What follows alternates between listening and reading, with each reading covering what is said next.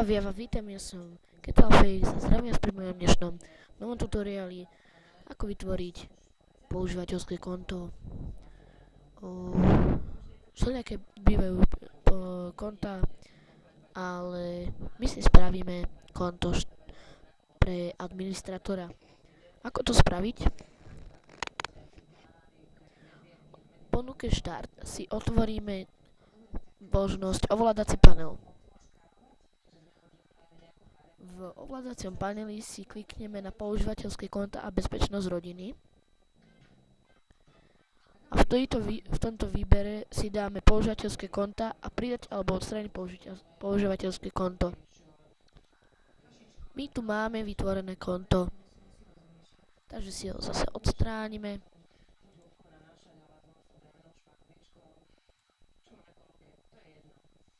A dáme aj odstrániť konto.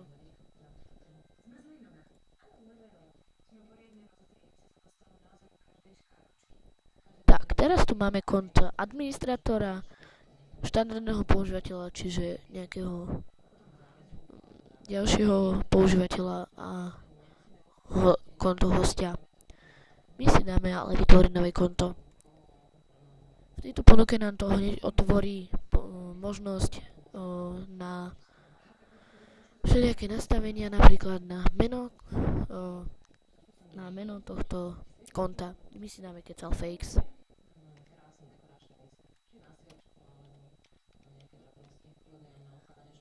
Ďalej tu sa nám to pýta, či chceme štandardného používateľa alebo správcu. My si klikneme na správcu, pretože tam budeme mať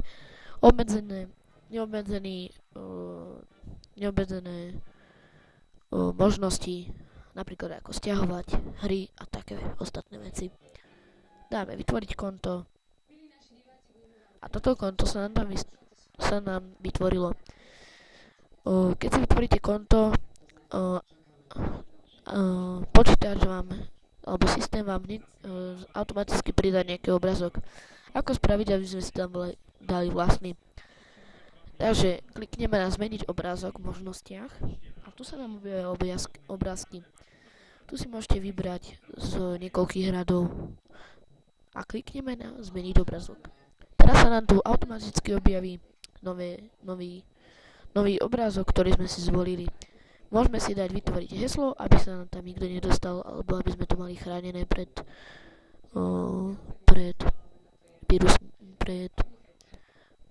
používateľmi, ktorí by nám ho chceli teda zrušiť. Čiže zadáte heslo.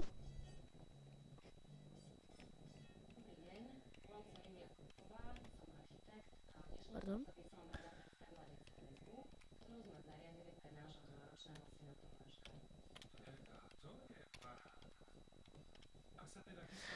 A to isté urobíme aj okienkom pod tým.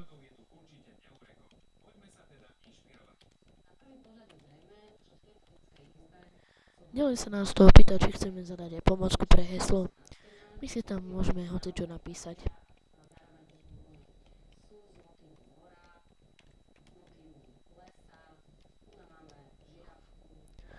Ďalej dáme vytvoriť heslo.